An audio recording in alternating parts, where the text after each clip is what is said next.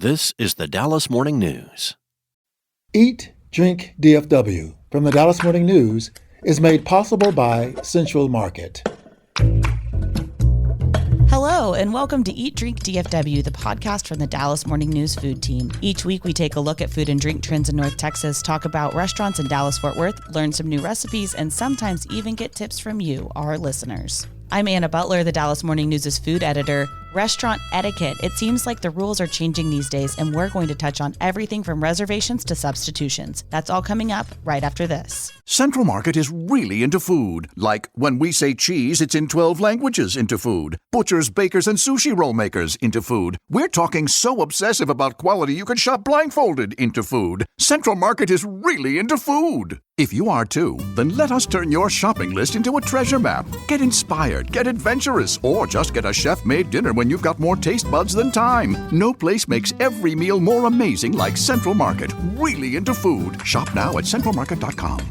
For the latest food and restaurant news in Dallas-Fort Worth, visit dallasnews.com/food. Also, we'd love to hear from you, so email us at eatdrink@dallasnews.com. Today, I am joined by our food writers Sarah Blaskovich, Claire Baller, and Imelda Garcia. We're diving into the topic of restaurant etiquette because, let's face it, it feels like some of the rules have changed. And when we say restaurant etiquette, we don't just mean manners, though that's part of it. We're talking about the food and how you order it. So let's start with a hot button issue for our team, making modifications to a dish. Guys, this came up recently. Okay, remember how a few episodes ago I was talking about the sandwiches at Good Friend package? Yes. Mm-hmm. So when I was there, Matt Tobin, the owner of that place, was talking about the challenges of being a restaurant owner in this day and age.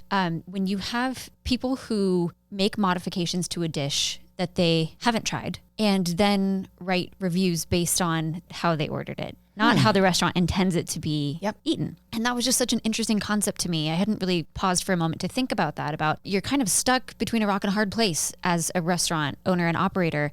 When you want to make the customer happy, you want to be able to do what they're asking you to do, but then you also know that that can come back and bite you as a negative review if what they're asking for is just not good. Yeah. And this happened recently at their pizza restaurant, Fortunate Son in Garland. He said they had a customer come in who asked for a large pizza with half sauce, half no sauce. Okay. The restaurant, they were like, okay, the server was like, we're going to do our best here and try to make this happen for you. But some of the sauce over here is maybe going to get over there. Right. You pop this in a scalding oven. Yeah. The sauce leaked over to the other side. And this person wrote a negative review, posted a picture of this god-awful looking pizza. And Matt's point was like, we did that to ourselves. At some point, you have to say no to the customer and save them kind of from themselves, but also save yourself from looking bad as well. Because that's what these people have to be thinking about is this going to be posted online? And if so, people are going to think we're actually out here making half-sauced pizzas that look terrible. That's such a conundrum too, because as we know, restaurant people want to make their customers happy. That's how the business works. They cook food because those people can't or don't want to. And then you pay the kitchen and the server to do so. Like, the best case scenario is just that everybody is happy. And when it goes wrong, it's personal. Yeah. And if you do need to make modifications, you have to recognize you're not in a position to opine on if that dish was really good or not, because you altered it. And that's on you and not really the restaurant. Like the customer who came to Good Friend Package and asked for avocado to be put on your cinnamon sugar butter toasted bagel with blueberry compote. Oh, that's on you. That's on you. And in that case, Pat Staten, one of the guys who works the kitchen there, he told me he just kind of won't do it. He'll put it on the side and let you dig your own grave. I think this is a matter of respect to the chef and the dishes. Because as you said, there's a lot of effort in every piece of art, even a pizza, you know? Another respect thing to me is salting food before trying it. Yeah. That one drives me kind of crazy because I actually don't have a problem with people who, think food should be saltier than it's delivered. I just really want you to try it first. Because if you're at a capital R restaurant, that chef probably didn't undersalt the food on purpose. Because I think chefs use salt pretty liberally. And a lot of restaurant food is on the edge of salty. Not even taking that bite before you ask for the salt shaker, I don't like that. It's made me realize now, being a mom of young kids and also writing about restaurants and talking to chefs about what they deal with, being a restaurant owner is basically on many days the same as like trying to feed toddlers, where you're like, please just trust me. Like, you're going to like this, okay? Yeah. You know, or like, let's not dump a ton of cheese on it. Yep. But if you're like, if that's the only way you'll eat it, okay, then fine. I think my thing as someone not with a lot of food sensitivities that would kill me, but things that I should probably not eat in food, like basil is one of them for me. I don't order things when basil is a key component to that. And maybe there are people who don't necessarily have like the cooking literacy to understand when something's like that integral to a dish, but I'll look at it and I'm like, man, I bet that basil balances out that thing. And when I'm ordering this, I can't be upset that it doesn't taste as fresh or as floral, or I just shouldn't order pesto. Like they're just things that I'm also like, if you have those allergies and it's a main component of a dish, just maybe don't order it if you're going to try to write about it on Yelp. Also, servers are a wealth of information. I was just at Torelli's last weekend, and several of the dishes, they said, we don't like to change this dish. This is the way it is, and we think it's really great. And if you're not sure, let me point you towards something else. So interestingly, I ordered a dish that had angel hair pasta, but I asked the server, I said, I really strongly prefer fettuccine. It's just a personal preference. What do you think about swapping those two pastas, but keeping all the rest of the dish the same? And the server said, I think that sounds like a great swap. And they brought me the dish with the fettuccine instead of the angel hair pasta. And I loved it. I opened the door for her to say, terrible idea. She didn't. And so I went with what I wanted and ended up really happy. But servers know that menu. They've eaten the food. They make pretty good recommendations. And that's the other thing to tap into is use that person's expertise. Okay, Imelda, what's your restaurant pet peeve? Guys, everybody is taking a lot of photos for Instagram before eating, and it's annoying. You know, I like Instagram, but when I go with somebody that insists on taking like 635 photos before the first bite, I'm going to be waiting, and that's bad education, guys. I mean, you take one or two and that's it. And another thing that I have is, you know, when you share food, guys, there are some people that are stabbing you with their fork to get the last dumpling. There has to be some rules for that. See, I feel like my friends and I are like insufferably polite, where it's like, no, you have it. No, you have it. I know. think that maybe you should have it. And I wish that people were just like, I really liked that one. How about I get that one? You get that one. And I have a friend that we do that at Oishi, where it's like, you know, my thing over here is the Tribeca roll, and you really like the M&M roll. So like, let's go different paths at the end here. Yeah. Yeah, I mean, I'm with you, Imelda. I'm with both of you, actually. I think that you shouldn't stab somebody with the fork. But also, I think the person who liked it best should get dibs. They just shouldn't get dibs on everything, because then I'm like, you better not be trying to go halvesies with me on this. And what about the photos? I 100% take pictures of food, Imelda. That being said, I don't expect other people's food to be in my photos unless it's my significant other and I make him wait. So I'm a big flat lay person, so I like get a little aerial and then we like move on. But sometimes certain restaurants, horrible lighting, and that's just not a justice to post that online. I feel that for me, I take a lot of photos of food, but if I get to picture number 3 or 4 and it's looking rough, that is what it is. Okay, Sarah, do you have a pet peeve? I do, and it's around reservations. We've talked a lot about how Dallas-Fort Worth is a reservations town. So if we make a reservation, people do need to show up on time. I have heard a lot of chef owners talk about people making more than one reservation. Let's say you make one on Resi and one on Open Table. So it will allow you to make 2 at the same time. And then you don't cancel one maybe at all, or with enough time for that restaurant to recognize that table is going to be open. You know, let's think about this for a second. If somebody made a meeting with you and then didn't show up, what if people did that for your entire workday? You know, that's how restaurants operate. It is nice to have some tables open for walk-ins, but if you say you're going to a restaurant, be there and be there on time. And I think I'm especially sensitive to this because in my friend group and in my family, I'm the one who makes those reservations because thankfully they let me pick. So, you know, not only have we told a restaurant we're going to be somewhere, we've told them I'm going to be there because I put my name on it. And so it's a little bit of a respect and a pride thing. You know, if I say I'm going to be somewhere, I will. And so I implore other people making reservations to honor them or to cancel them 24 hours or more in advance so that restaurant can fill it with somebody else. Do you think that changed when restaurants charge you in advance or if you don't show up? Yes, I do. Now, I also think that charging for that reservation makes some people not go there at all. You might just say like, well, I have that one friend who's kind of unreliable, so I don't know if I have 4 or 5 people and I'm not going to spend $25 for so-and-so not to show up. So instead, we're just not going to that place. So I think it can go both ways, Imelda. But yes, charging people does make them show up. Another thing that ties into mindfulness, this is another pet peeve of mine, is when you're with a large group at a restaurant, your server comes to the table a first time, sees if you're ready to order, you're not. They come back again, you're still not ready. They come back again, you're still like chatting away and catching up. I'm really sensitive to that because I've been on the other side as a server. And I know, you're trying to keep tabs on all the tables that you have. You're trying to keep the flow going for everyone. And it's tough when you have a table that seems like they just now realize that they're expected to order food and aren't quite sure if they're even actually hungry, if they're going to order anything. That's okay in some places, but especially if you're at a restaurant that's really busy, it's popular, people are waiting for tables. That's something that irks me is when people aren't ready to order and kind of drag out that process. I think mine goes hand in hand with that, Claire, because I'll go to a restaurant with a larger group and then people start asking where the food is. And it's like, one, we put in our very large group order 30 minutes ago and we'd sat down at 6. Now it's 6:30 by the time we're ordering. That means there's that many more tables in front of us during a more popular dinner time. I think that there's a modicum of civility that comes along with people being patient. Yeah, this also reminds me that the best restaurant customers have worked in a restaurant before. We've talked about this.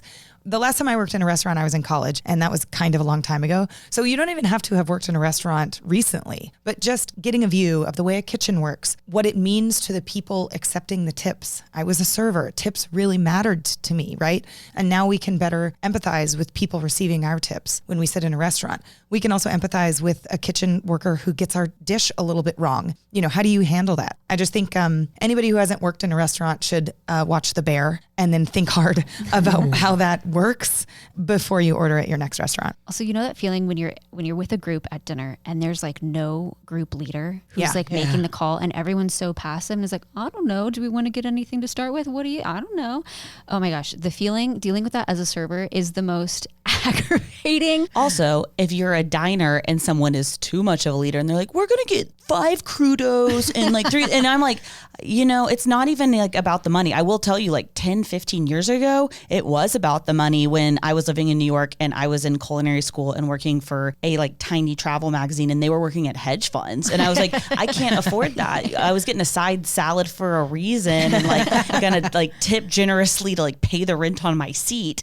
To this day, it irks me because I'm like, I don't want to pay for that. Or like, I don't even like what you ordered. And so there is like a funny balance with that kind of thing as a diner when you're doing group dining and like someone's like too much of a leader and then also doesn't pick up the tab for it. Cause I'm like, I'll order a group something and I'm like, I just really wanted to try that dip. Yeah. And then you pay for the dip. And then I pay for the dip. Yeah, great point. We do know that we're not the only people who feel this way. We actually talked to a few local chefs and we will hear from them when we come back right after this. Central Market is really into food, like fish flown in so fresh it still has jet lag into food. Our sourdough starter has been around since grunge was a thing into food. We're talking more prime cuts than a greatest hits album into food. Central Market is really into food. If you are too, then we're the HQ for you. Whether you're a make every recipe in the cookbook foodie or a my favorite recipe is reheat type who just digs the delectable, no place makes every day more delicious like Central Market. Really into food. Shop now at centralmarket.com.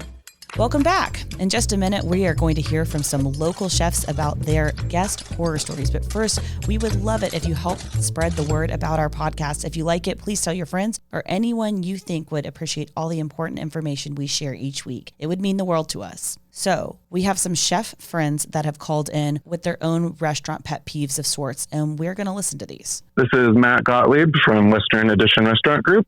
We have Il Bracco and Bobby's Airway Grill in Dallas. And the best story that I can think of that's appropriate for this forum, at least, is when we opened Il Bracco, probably about 2 months after opening. A server came up to me and said that he had a guest that was lactose intolerant and gluten intolerant and wanted to get the eggplant parmesan.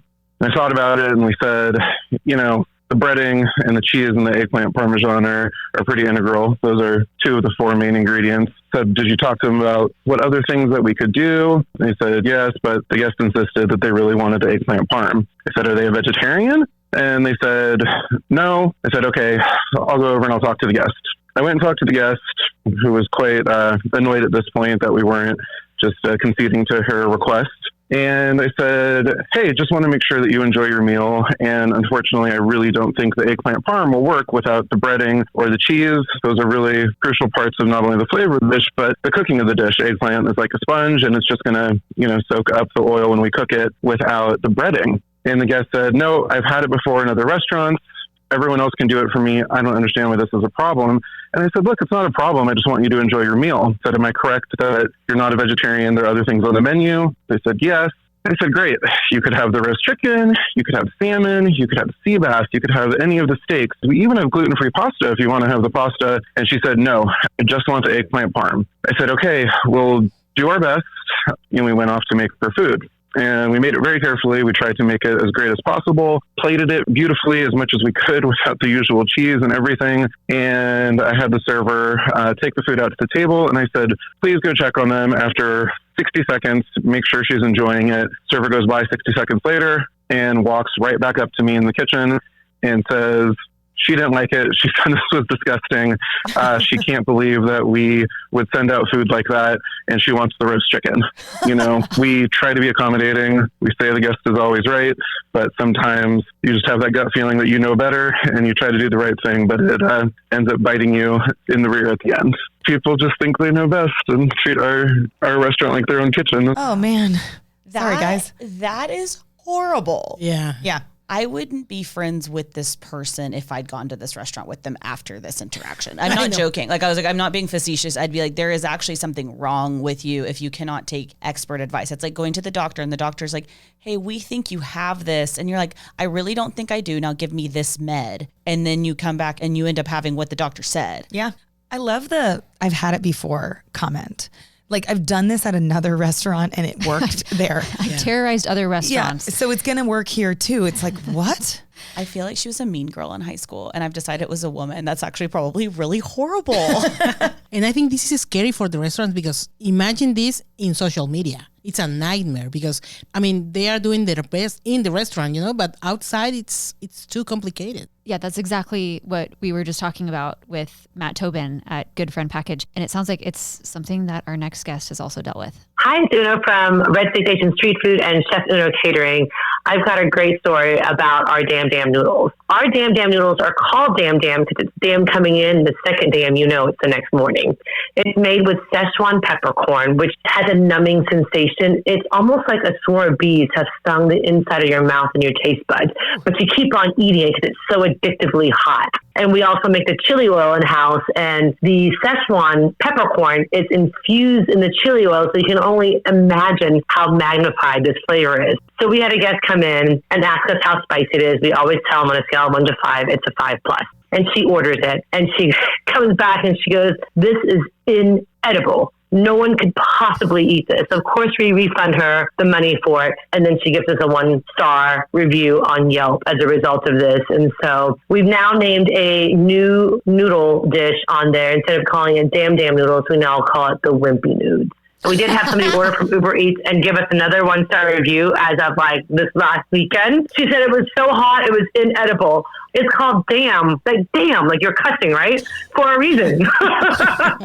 This only happened to my mom, My mom will be like, I need more chilito. Yes. I can't fathom eating something that's too spicy for me and turning around and saying it's the restaurant's fault. Mm-hmm. I just don't understand ordering something the spiciest it can be without knowing what that Richter scale is. So for instance, when I order Indian food at a new restaurant, I start with probably a 2, a mild. So I know what that means, because if the mild is still kind of getting me a little bit, I'm like, okay, you probably don't want to go past a 3 or a moderate. You need a Richter scale before you decide to order something at its most extreme temperature. And also if you order a 5+, don't be surprised that it's spicy. Mm-hmm. Yeah. Yeah. I love spicy food. 5+, 5 out of 5, that's too many. If you order a 5+, you know how it's going to feel, like she said, going in and coming out. You're just signing up for that. Yeah. Yes. Also, we do need to reflect on Chef Uno's point that then this person was vindictive enough to do something on social media. I know that if you've been wronged by a restaurant, that is a place you can go. It's never been a place that I've gone.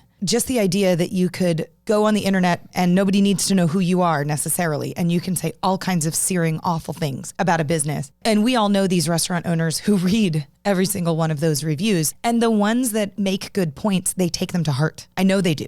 Small business owners care about that because it also actually, though, hurts their online scores. And a lot of foodies, quote unquote, would like to think that those scores don't matter because humans know better than whatever, the group consensus is. That's simply not true. If you see a low score on Google reviews or on Yelp, it tells people not to go there. But hey, if I read that review about the 5+, oh God, I'm going to be there. I want to try that. Yeah, I'm going to try that. All right, that's all the time we have for today, and we want to hear from you. Email us your food thoughts, questions, and any of your restaurant pet peeves at eatdrink@dallasnews.com. And we don't want you to miss an episode. Make sure you're following Eat Drink DFW wherever you find podcasts. Special thanks to our producer, Julie Fisk. For the news, I'm Anna Butler. Thanks for listening, and we'll see you next week. Eat, Drink, DFW from the Dallas Morning News is made possible by Central Market.